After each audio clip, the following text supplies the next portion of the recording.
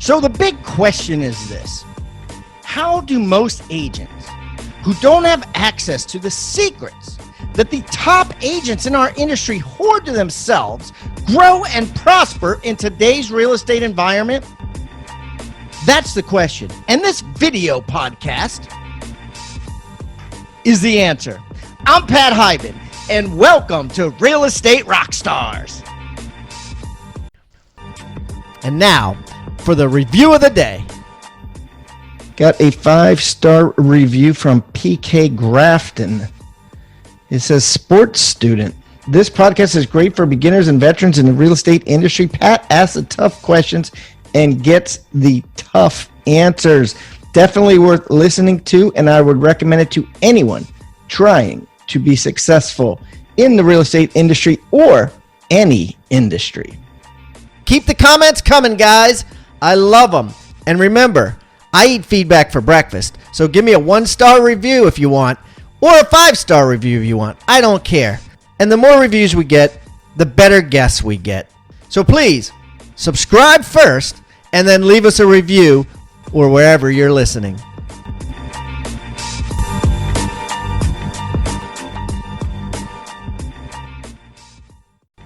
Rockstar Nation, thanks so much for listening. Don't forget to stay to the end, where our guests will be offering a free gift. As you know, all of our guests offer a free gift, and all of these gifts can be found on the Agent Success Toolbox.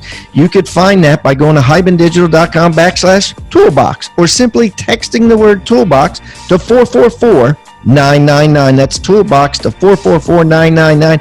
I am going to put today's free gift in today's show notes, but if you want all of them, including gifts from most of our guests that have come on the show, just go to the Agent Success Toolbox.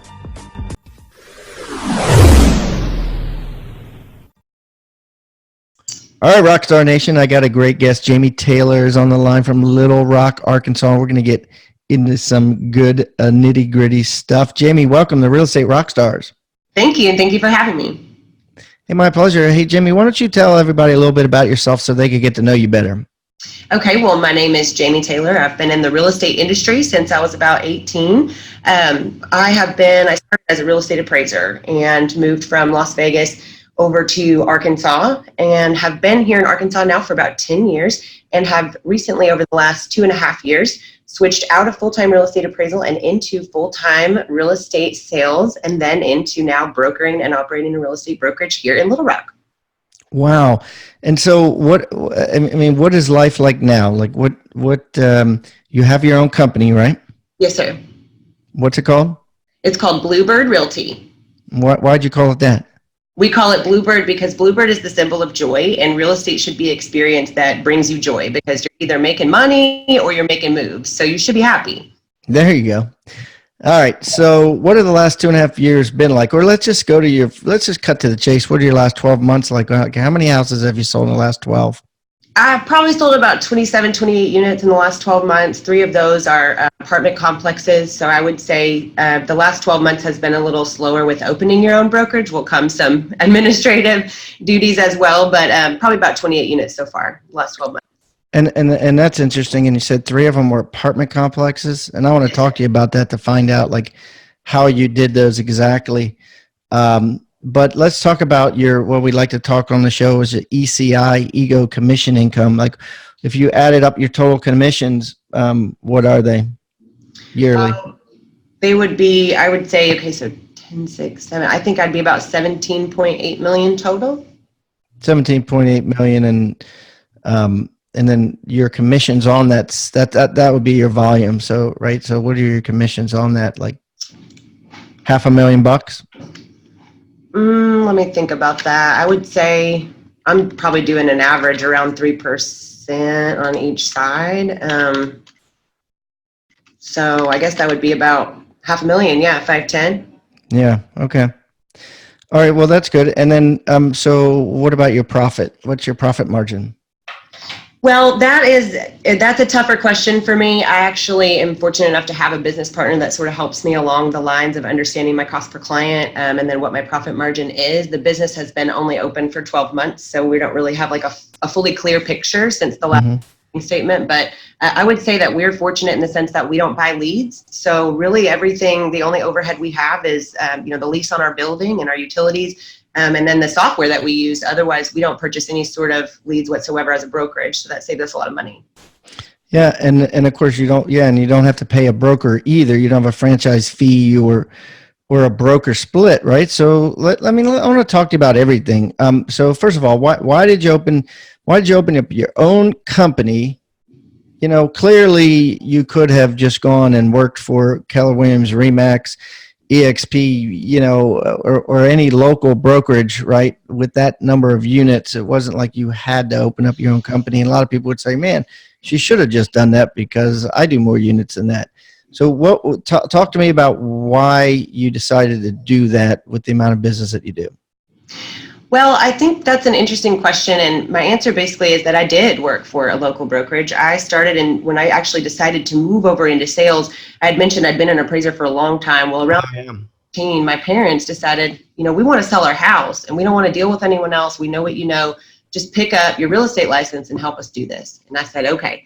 So I got the license and helped them do it. And that's kind of what led me to realize and understand what my strengths in real estate are. So the reason I opened a brokerage instead of continuing to work for a local brokerage is it allows me as the broker to make decisions on behalf of the client that maybe my other broker wouldn't allow me to make, one. And two, I think that there's a better way to do real estate than people are doing it right now. I think that there's a better way to serve your agents and your clients. And I think that with the iBuyers and the digital media that's coming our way at this time, we as brokers have to be responsible enough to train our agents with additional information they won't find in school. And then on top of that, as an industry, we have to go deeper for our clients and for our agents so that they just have a full understanding of what they're doing. This is not commissions and marketing, it's investment and it's return on that investment.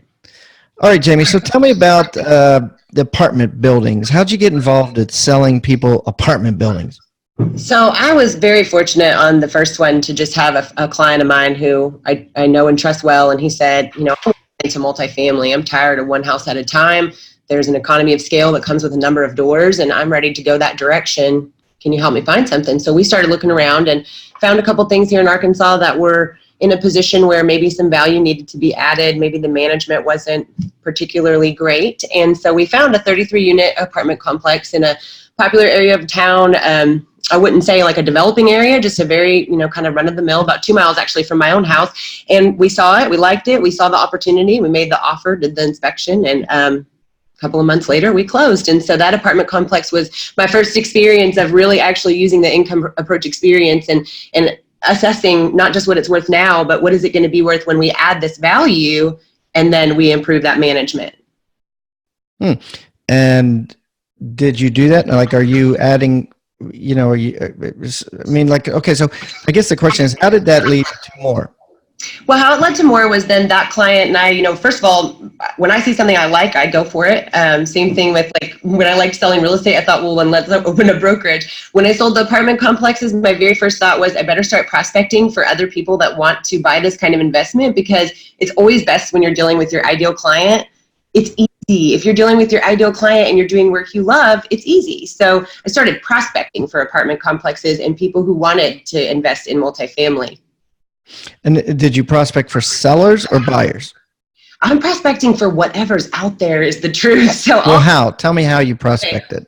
So how I'll do that is a lot of times I'll put things out on social media along the lines of, hey, if you're wanting to make an investment and you want to make a sound investment, hire someone that has that background. Now, the only reason I usually lean on my background some is it does give me keys that other agents don't have. And because of that, I'm able to kind of brand myself a little bit differently and bring in those clients who are interested in an accurate ARV or an accurate return on their investment. So basically, to answer your question, I would call them off of the multiple listing services, and then also on the front-facing public services where apartment complexes are advertised for sale, calling those sellers and saying, hey, if you're not listed, how about we get listed? Or if you're listing, hey, I see this in your income approach, and maybe if your pro forma looked a little differently, you could attract the buyer that you're looking for, or at least I could bring you a buyer that would be interested.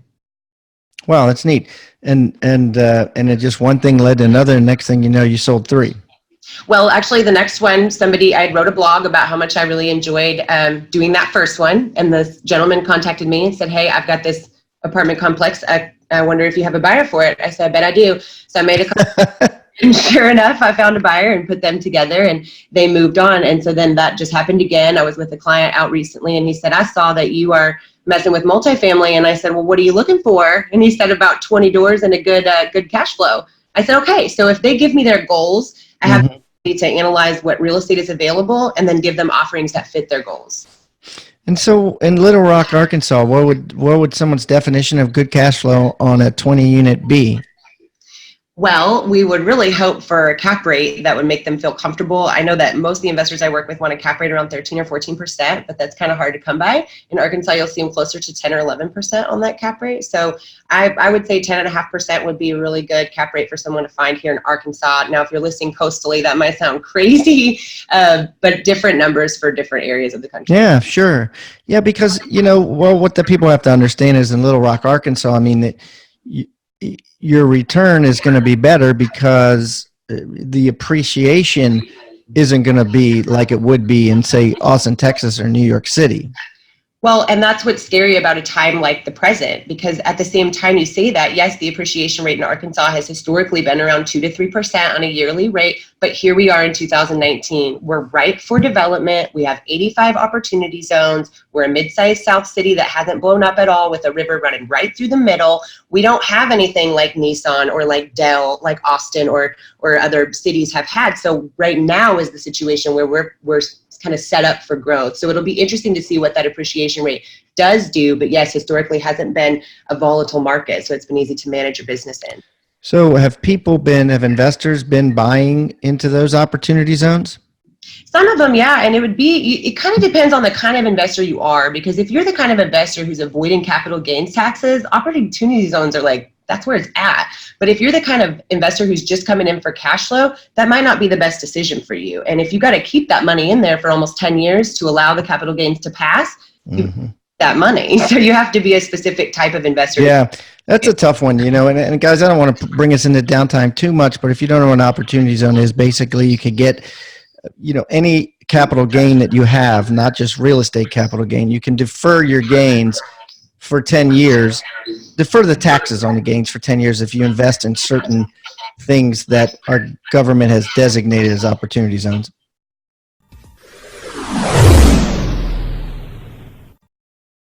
TribeOfMillionaires.com. Guys, write that down. Rockstar Nation got a free special offer for you. Now, I've just written a book, and it's just been published. Co-authored it with David Osborne, who's been on this show multiple times. If you don't know David, he is one of the top execs at Keller Williams Real Estate, was personally mentored for the last 2 decades by Gary Keller himself, and he's in all kinds of businesses. His bio and explanation and everything is in this book.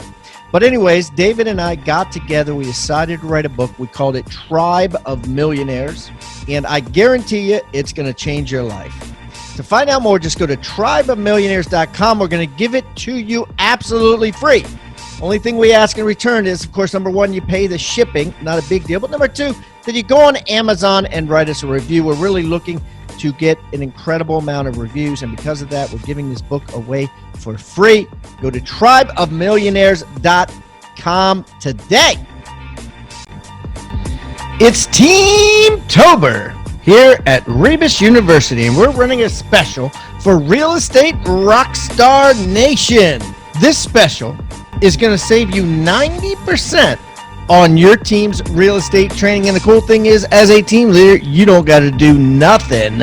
Just put your team to work on this incredible training. Here's how it works. This week is the Certified Team Agent course. Let's say you and your team want to take Jeff Cohn's Certified Team Agent course. Now, Jeff is the #1 Berkshire Hathaway agent in the world, and he and his entire team, one by one, helped create this Certified Team Agent course, where here's the cool part. Before, you used to have to just buy one, and then only the team leader could take it.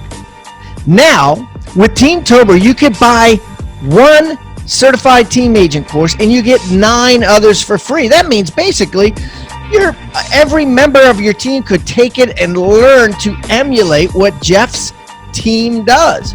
You could give it to 9 buyer agents. You could give it to 9 staff people. Or you could just hand it out to agents that you know. The bottom line is you buy one, you get 9 free. That's close to 90% off. It is 90% off. All you got to do is go to hibandigital.com/teams. This offer is only valid for this week only. Next week will be another course. That's hibandigital.com/teams.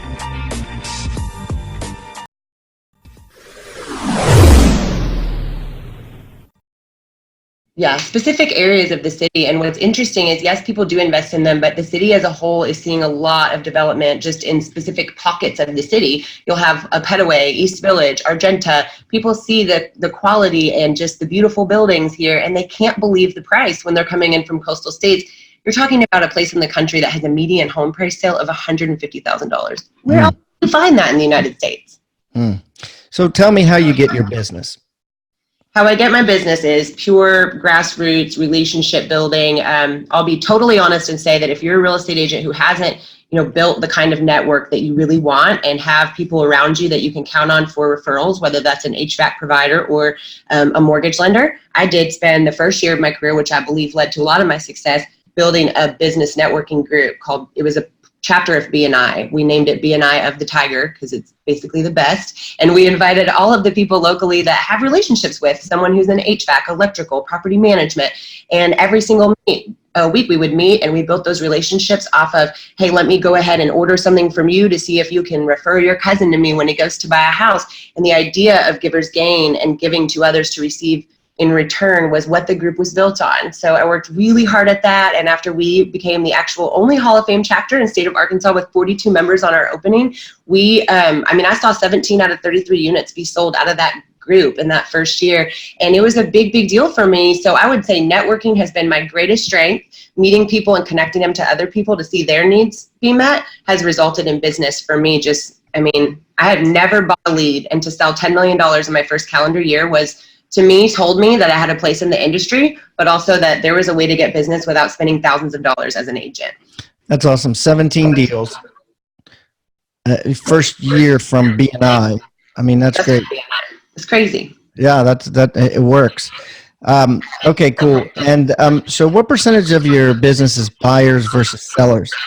So I'm fortunate in that area. Right now, I'm literally at a 49-51 split. So I deal with buyers about half the time. I deal with sellers about half the time. And I would say that my selling side, I have two issues there. One, I usually always get one of two things: the easiest listing ever or the most complicated listing ever. And that's because they're calling me for one of two reasons. They want the truth, or they want me to tell them the truth so they can do whatever they want and we can lower the price in 2 weeks.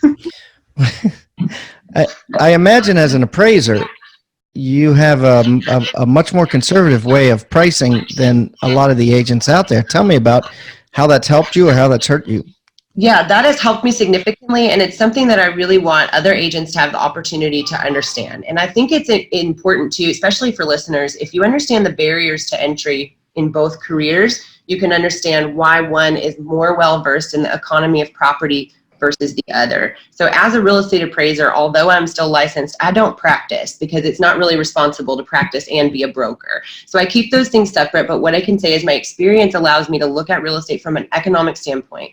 The basis of supply and demand with real estate is the same as it is within the economy. If you have 6 houses listed and 5 of them are listed for $100,000, you're going to buy the 6th one because it's listed for $95,000. And you want the best deal you can get for the functional utility, location, and basically condition of the property that you're going to occupy.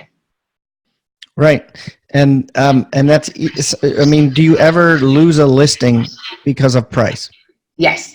I would say more often than not, I lose the listing over the price because I don't have the patience for, let's see what happens. Or I think that, if you did better, more open houses, if you did a realtor open house, things like that, I don't think that those are what sell homes. I think that's what gets realtors to, yes, can build relationships. But I think really what happens is the seller just doesn't understand that they're dealing with an asset that's going into a situation where they're in competition with whatever's nearby and locally and recently sold in the same condition. And I think this big, huge problem comes down with the consumer thinking, because I live here, because I put X amount of dollars in, it's going to be this when I sell it. That is not always the case. And every dollar you put in does not translate to every dollar you put out. You know, I got scolded for saying this on the show once, but I'll say it again. I mean, I sold real estate for decades, and you know, at the end of the day, really, you're right. What does sell houses is pricing it right and putting it in MLS. Mm-hmm. You know, everybody wants to be able to say they have a magic pill, and there is marketing that does work. I'm not saying it doesn't, but at the end of the day, price and MLS is what's going to get you, you know, the most offers in the shortest amount of time. Mm-hmm. Well, and I think it's important that, marketing is great. It's one of those things for me, marketing and branding set my brokerage apart. I mean, to think that we've only been open for such a short time, but have the momentum and the excitement we do behind us, that is a result of branding. We do have a good team in place for things like that. We do know 90% of people are shopping by video 2020, right? So we do want to go ahead and stay on the front of those trends and make sure we understand them. But understanding those trends and having the tools, that's great. We work off conversion. We have the largest platform at the smallest brokerage. I mean, we use the same tools as Keller Williams, but there's 9 of us. And the way we look at that is, yes, we can do tools and technology if that's what you want, Mr. Seller. But at the end of the day, tools and technology do not sell your home. What sells your home is somebody who understands what it's worth and can put it in the MLS to get the proper exposure. So those of you FSBOs listening in, you're actually an unrepresented seller and you need the MLS just like the rest of us. And so tell me about that. Now you have 9 other people, those agents?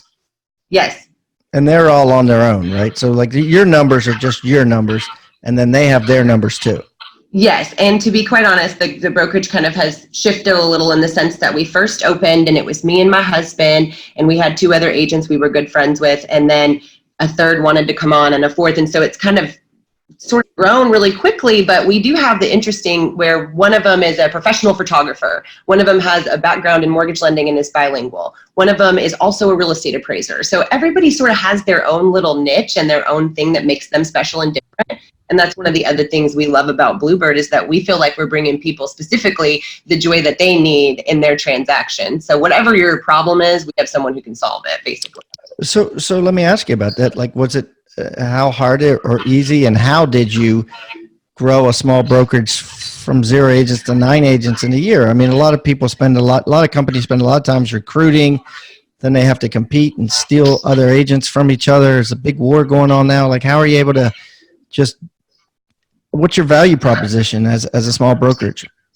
Well, I think that the simple answer is, to be quite honest, is just that what you see is what you get with me. And people that know me in this industry and in this neighborhood or city know that. And so when you ask me about your property or about real estate, I'm going to give you a straight answer. And I'm not going to tell you that, well, because I have the best marketing.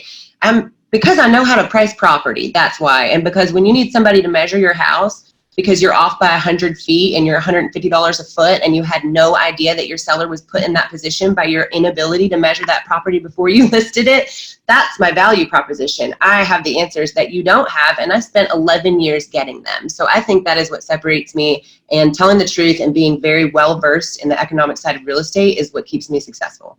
And what about from an agent? What's your value prop? Like, what is Bluebird's value proposition for an agent to trying to think about which brokerage to put their license at? Well, for us, there's a specific model in the sense that we don't want to get too large, because what we're trying to do is change the way that people actually do real estate by training each of these agents to have that back end. So what the value proposition is there is the availability of your broker and the desire of that broker to handhold you through that process until you are confident enough to say, I don't need to call her to back me up on this price. I know that this is the right price for this house because I was trained in a way that shows me how to price the house properly. So you're giving your agents too, like some of your appraisal background, you're giving them free instructions on appraisal stuff, how to price houses, how to think like an appraiser. And that's the thing is, I'll give it to anybody that asks, because I think that what is important when you look at the differences, like I mentioned before, of barriers to entry. For instance, when I did real estate appraisal, it took me several years. Everything that I did had to be supervised and signed off on by someone else who spent time in the industry. When I went to get my real estate license, I did it on a weekend. I spent $300 and I did it while I was working a full-time job and going to school full-time. For me, I felt like the barriers to entry were so easy and so low that I could just walk right into real estate. Whereas appraisal, I had to work at it. I had to make sure someone else who was respected in their industry and spent the time doing it made sure I was doing it correctly. And I guess I feel like that separates me because my education level is It's like dealing with someone with a doctorate versus a high school degree, in my opinion. And that's not trying to be rude or say anything negative about new agents, but I do think the way we teach agents and the level at which we teach them prior to pushing them out into the economy is not good enough. Fascinating. So, and I'm going to go back to this because this is your expertise, right? You're an appraiser for 11 years. So you lose more listings than you get because of the price you give them. A lot of people listening would be like, man, that sucks. So talk to me about that. Like, what do you tell people when they struggle with the price, and how do you give back a listing? Like, a lot of people are like, well, I can't give it back because there's always a chance that they may pay this price that a seller thinks that I know is not worth. Right. I would say too, and I think it's important to take into account, I'm a young business and I'm kind of failing forward like anybody will that understands that it's a new avenue for me. So I might make some mistakes as I go, learning how to navigate this industry as the owner and broker as opposed to an agent. But to answer your question, I think it's really important that your expectations are clear up front. So when you deal with a seller that says, hey, point blank, my price is this, and I'm not listing it unless you list it here, it's easier for you as an agent to say, okay, sure, I'll list it there. But it's going to hurt you later when you are constantly having to check up on that house, do another open house, go by and put a new cool sign up, put another video out, do whatever you can to market it differently. If you just price it well and explain to the seller why it has to be priced that way, typically they do agree with you. And one question I found recently that gives me a lot of success at listing appointments is, hey, what's your net? What is it? How much do you need to make? Because you need to make X. Let me explain to you what you're going to pay my competition to do versus what you're going to pay me to do. You dig into that deeper. So when you say, I'm going to make 6% on the listing of this home, if the competition is going to charge 6% and I'm going to charge 6%, here's the difference. Yes, I'll market it. Yes, I'll put a sign in your yard. Yes, I'll hold an open house. However, I'll also measure it before it ever gets on the market. I'll also sit down in front of you or send you a video of every single comp that I have selected and why I have selected it. I'll make sure you understand by size, complexity, conformity, functional utility, bedroom, bathroom, all of that I have explained to you, where you sit on this market and how you rank compared to the competition. If you don't rank at the top, you're not going to sell first. So that's the importance, is showing them the economy of it. And if you could basically walk someone into Walmart and say, which of these ice chests do you want? All of them are $35 except for this one over here, it's $30. And they say, well, what's wrong with it? Nothing. I'll take that one. Yeah, of course. So let's talk technology. What technology do you like now? I love technology. Okay, so BombBomb is my favorite thing ever. BombBomb is an integrated video email system, which also works on your phone. You can screen share, you can be in a little bubble on the computer and you're explaining things to your client and they're watching your screen as you comp out their property. So it's really like when you say, I told you I'm going to price it at $175 and they say, oh, I don't remember that. You go, well, watch that little video that I sent you. Same thing to say hi and hope everything's going great. Happy birthday. Keeps you top of mind and keeps you as a constant person in their life while they're going through a major purchase. Fascinating. Okay. What else? Conversion. I love conversion. It's really good at keeping up with people who come visit your website that maybe wouldn't have come back a second or third time. Conversion is very aggressive. Explain it.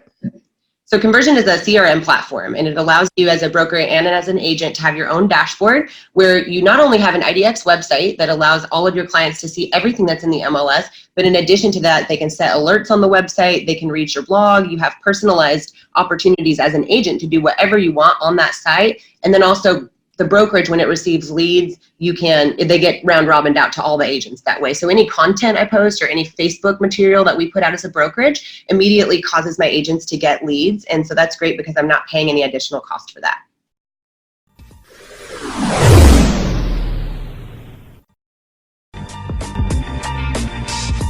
Do the math. It's worth every single dollar. That's a title of a comment that I got on my certified listing agent course from Rebus University. It's from Bill Reeg. This is what Bill says. Bill says, looking to take your listing presentation to the next level?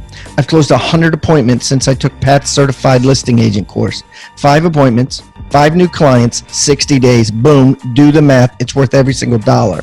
Thanks, Bill. But listen, guys, I am offering this to you if you haven't already taken it, because so many brokers and teams make their agents take it before they do a single listing appointment. But if you haven't taken it, you can go to rebusuniversity.com and get it now. Now, here's the thing. For 30 days, what I'm going to do is I'm going to give you that course. I'm going to give you the buyer agent course, which teaches you how to close every single serious buyer that calls on the phone or emails. The certified team agent course is taught by Jeff Cohn, one of America's top agents, on how to build a team from zero to hero to hundreds and hundreds of units every year, step by step. It's like a 12-hour course, plus 7 other courses. Yes, you heard that right. All for a measly $127 a month. If you were to go to Rebus University and buy these courses individually, it costs you over $10,000. But today, if you go to futureofrealestatetraining.com, that's futureofrealestatetraining.com, you'll learn what Bill Reed did, which is how to close 100% of the listing appointments you go on. Quite impressive. And you'll learn all the other incredible details provided in the 11 5-star courses that are offered. Yeah, it's like all you can eat bazaar. You go in now and you pay $127 a month. If you can eat all 11 courses in 1 month, that's all you pay is $197. This is a bargain, guys. Get it now. Futureofrealestatetraining.com. Hey, Real Estate Rockstars, this is Pat Hyben, and before we jump back into today's content, I want to tell you about an extraordinary offer from an extraordinary company. I'm talking about My Outdesk. If you haven't heard of My Outdesk, basically they're a virtual assistant company, a VA company that specializes in virtual assistants for real estate agents. Yeah, I'm talking about transaction coordinators, marketing assistants. I'm talking about ISAs, inside sales agents that prospect thousands and thousands of seller leads and buyer lead follow-ups. I mean, these guys are trained in this stuff specifically. You're not using a company that doesn't know or understand real estate sales. 4 out of 5 of the top teams in the U.S. use My Outdesk for their virtual assistants. And because I know the owner, Daniel Ramsey, I've known him for over a decade, and I know how awesome and incredible this company is and how it saves agents thousands and thousands of dollars every single week and makes them thousands and thousands of more every single week, we are going to give you a $400 coupon off of your first month of a virtual assistant and give you a free book entitled Scaling Your Business with Virtual Professionals. So you can read it and look into it before you decide anything. It's called Scaling Your Business with Virtual Professionals. And you can get it real easy. All you got to do is text the word Hyben, H-I-B-A-N, to 31996. That's H-I-B-A-N to 31996. And download your free book, Scaling Your Business with Virtual Professionals. And don't forget to mention also that you get a $400 discount, which will give you a coupon for that when you download the book. Thank you, guys, and I hope you enjoy and make a ton of money using My Outdesk.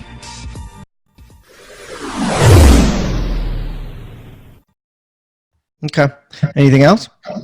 So we have a podcast too, and the one thing I say is that's technically not technology, but the people who produce it are called Mimus Marketing, and they do all of our video and they do all of our production on our podcast. And I think that's important because I think high quality video has come so far into real estate, and I know on the coastal states it's probably like standard that you get the amazing 360 Matterport with your video when you list a property, but not on every property in Arkansas. And so what I think is really important for us as agents is as the trends change and as we move more towards a year of 90% of home buyers buying their stuff online, we have to have high quality video. We have to have good renderings of the properties that are going to be speculatively built. Those tools are really important for our clients to know what they're buying before it's built.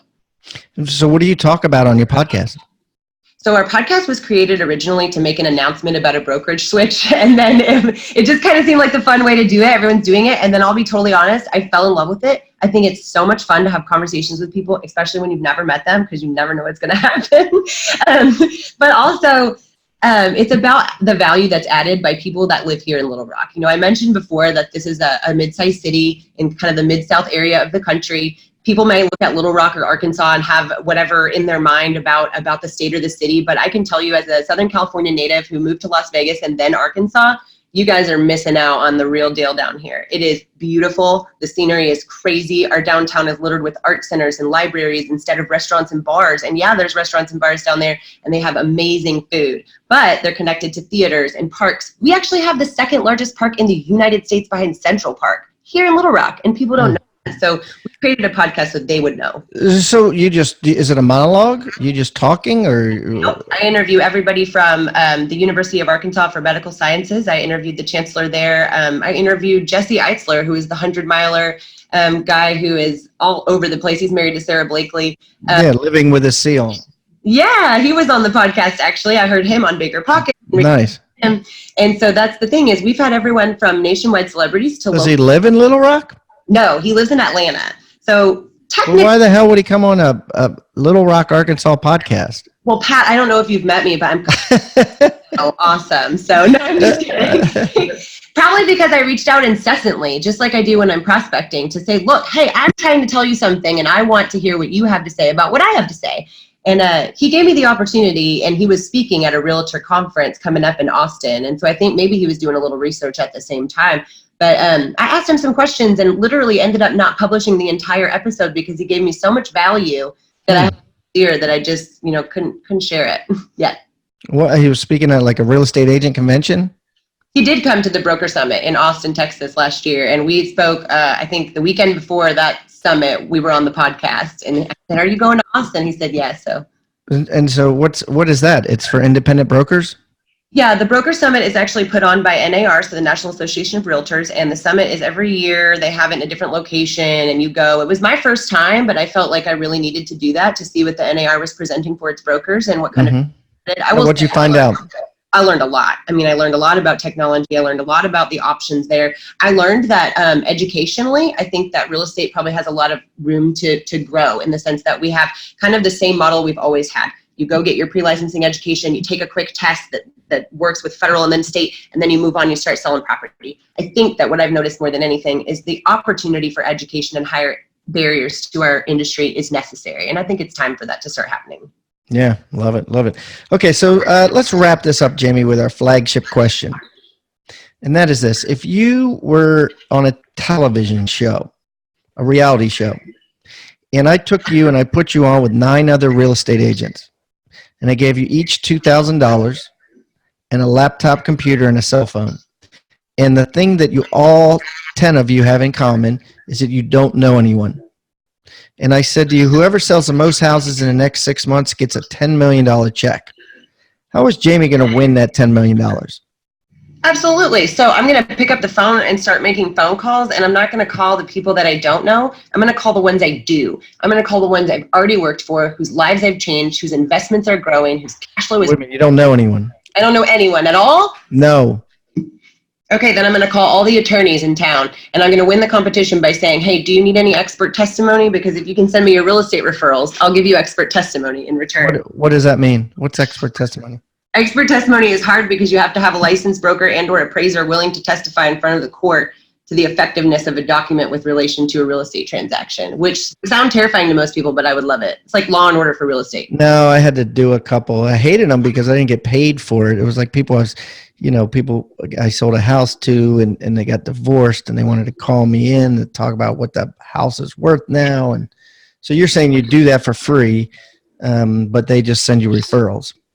Well, and because if I'm trying to desperate times call for desperate measures. And so if I'm in a situation where I have to beat all these other people, I have to find my point of differentiation. How do I add value, right? I add value in an area that none of them can. So I have to find that segment of the market and capitalize on it. Doesn't matter. The other thing I could say is doctors have spent a lot of extra time getting that higher education. And I use that argument a lot is they don't want to think about real estate. You're a doctor. You don't want to think about real estate. I'll do that for you. That way you're hands-free, you're not thinking about it, and you know that there's an expert professional in your place taking care of your assets.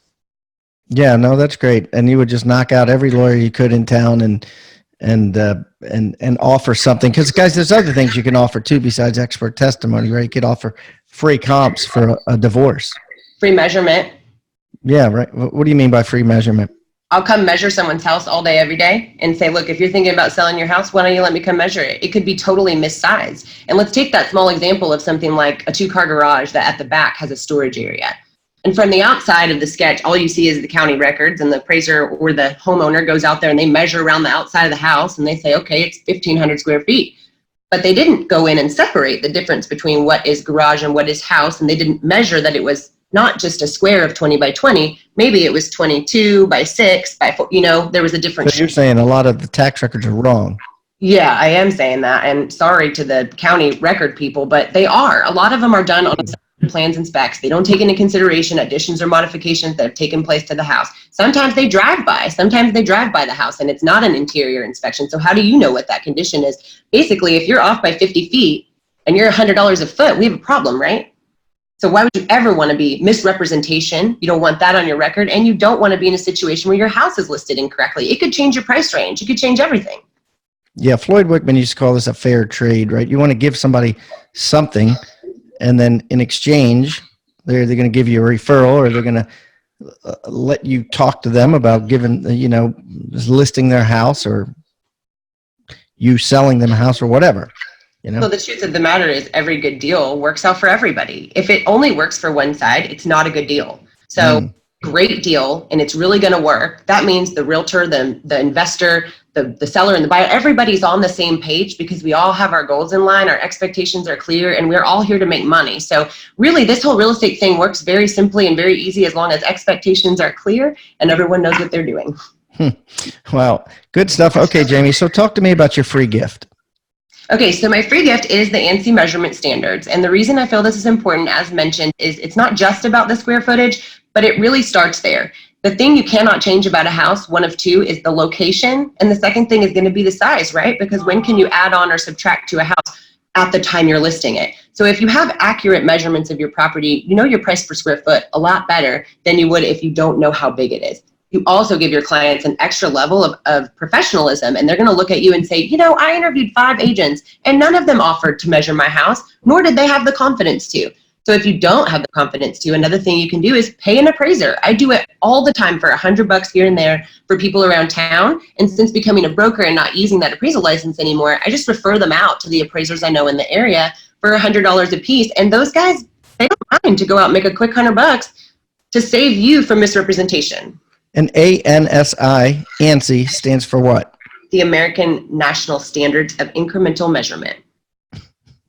And that is obviously, guys, get this. So everybody, just so you know, everybody that comes on the show brings a free gift. Her free gift, being that she's in business 11 years as appraisal, is this ANSI incremental guide that is going to show you, it's basically going to help you remeasure people's houses to look like a hero. And inevitably, it's going to help you price houses a lot better so that they sell a lot faster. Mm-hmm. Right? Yes. Plus, it really does. You need to know, because if you don't know the answer to the question, how high does the ceiling need to be to constitute square footage and how much of the room needs to be to that many feet of the ceiling, then it's going to be confusing for you when you get a 2-story with a bonus room and angled ceiling. So does it have to say like how many windows it needs, or does it need a window to be counted a bedroom? It does talk about that. The conformity of bedrooms right now in the market is kind of changing because people do so many things with open shelvings and closet options. But yes, the ANSI standards will discuss ingress and egress and how important it is to have both a window and a bedroom a window and a door associated with the bedroom, along typically with a closet. Yeah, that's awesome. Everybody should have this, right? Yes, sir. All right, guys. So this is going to be, since this is Jamie's first time on the show, it's going to be hibandigital.com/Jamie Taylor. It's JAMIE Taylor. hibandigital.com/Jamie Taylor. If you want to reach out to her, I'm going to put all her social media links on there. I'm going to put a link to her website. We're going to put this free gift, obviously, on there, and everything we talked about. And Jamie, it's been a blast. Definitely I had a lot of fun today. And listen, if I'm ever in Little Rock, because I do want to come there, I don't know why, but I do. I've never been to Arkansas, and I want to add it to my list of states I've been to because I'm only like 28 in. So, okay, well, let me give you a couple of tips. Number one, buy your ticket now because you might as well. Number two, when you get here, I'll have a stream of deals waiting so you can go and check them out, make some money while you're here. And three, you'd be crazy not to come because you could be on my podcast. And then, There we go. yes. Absolutely. Well, thank you so much, Jamie. I wish you the best of luck, and I hope to meet you face to face in the future. I do too. And thank you so much for this great opportunity. I really appreciate it, Pat.